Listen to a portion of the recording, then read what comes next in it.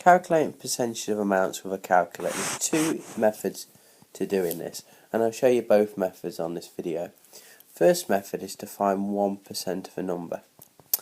Now, because we're asked to find 23% of £54, if we find 1%, then we can take our 1% and multiply it by the 23% we're asked for.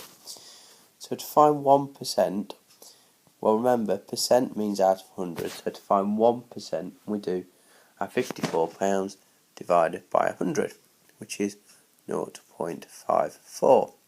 But we're asked to calculate what is 23%. So we quite simply take our 1%, 0.54, and times it by 23, which is equal to £12.42.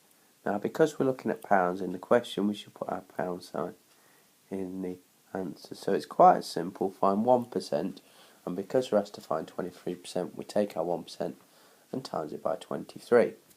The other way of doing it is to convert our 23% into a decimal, which to do this, we divide it by 100, which if you do 23% divided by 100, you get 0.23. And then to find 23% of the £54, you do 0.23 times by 54, which is going to give us £12.42. So both methods get you exactly the same answer. Let's look at this again on a second example.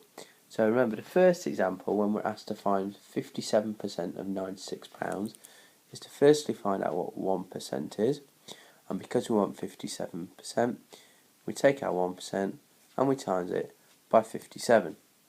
So remember, to find 1%, you divide by 100, which is 0.96, and we want 57%, so we're going to take our 1% and times it by 57, which gives us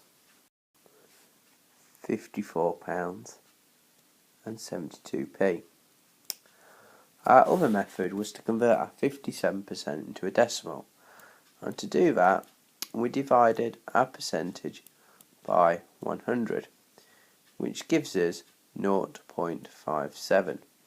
To find 57% of 96, we do 0.57 times by 96, which also gives us the same answer of £54.72.